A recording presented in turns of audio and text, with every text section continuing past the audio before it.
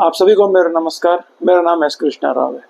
आज की क्लास में अपन डिस्कस करेंगे जो बहुत ज़्यादा कन्फ्यूजन डेवलप करता है बच्चों के बीच में, जैसे देयर, दीस,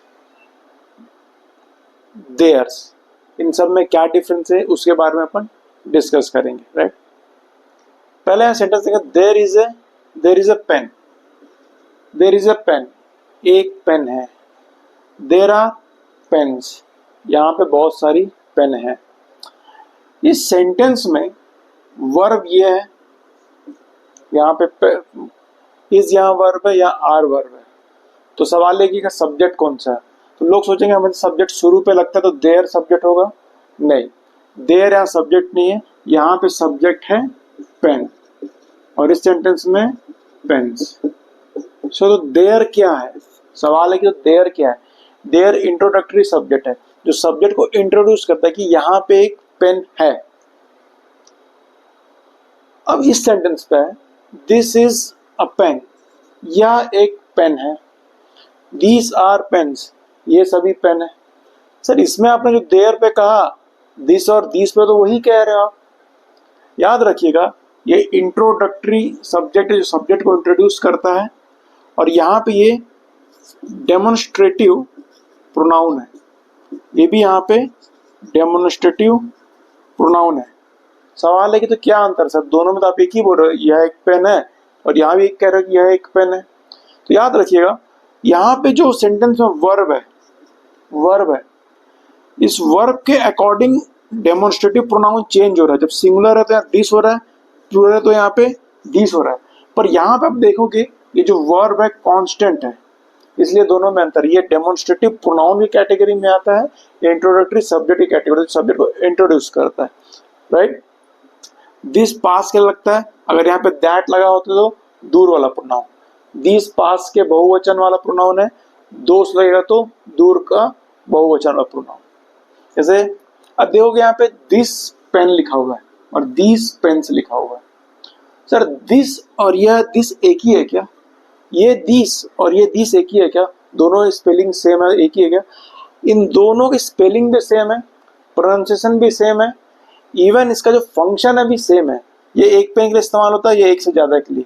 ये एक पेन के लिए इस्तेमाल हो रहा है, एक से ज्यादा पेन के लिए, पर पार्ट ऑफ स्पीच अलग है। ये नाउन है, उसके सामने लगा हुआ ये एडजेक्टिव है। और किस प्रकार का एडजेक्टिव है?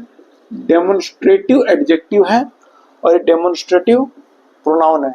सर कैसे पता demonstrative adjective demonstrative pronoun?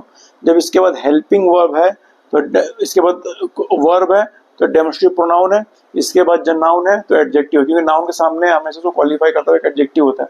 Similarly ये नाउन है, ये एडजेक्टिव है, डेमोन्स्ट्रेटिव एडजेक्टिव कहलाएगा ये। अब देखिए यहाँ पे देयर पेन, उनका पेन, ये नाउन है, ये पॉजेसिव एडजेक्टिव है। THEIR मतलब बताता है कि उनका पेन। जैसे बोलते हैं ना हर पेन, उस लड़की का पेन, तो वैसे देयर पेन मतलब एक से ज्यादा लोगों का पेन। अब बोलेंगे हर पेन, इसको मैं बोल रहा हूँ कि एडजेक्टिव है, इसको भी बोल रहा हूँ मैं एक एडजेक्टिव है, पॉजेसिव एडजेक्टिव है। तो हर्ष क्या है? हर्ष एक पॉजेसिव प्रोनाउन की कैटेगरी में होता है। जब यहाँ पे एस लगा होता है, हर्ष, आवर्स, देयर्स, जब लास्ट में एस लगे रहता है तो एक पॉजेसिव प्रोनाउन कहलाता है। और इसके बाद नाउन कभी भी नहीं आता है क्योंकि इसमें एस ऑलरेडी छुपा रहता है। उसका एक्सप्लेनेशन यहाँ पे दिया हुआ, दीज आर योर पेन्स, ये सभी आपके पेन हैं।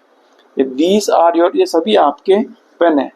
दोस आर, वो सभी देयर्स, उनके हैं। ये आपके हैं और ये देयर्स है।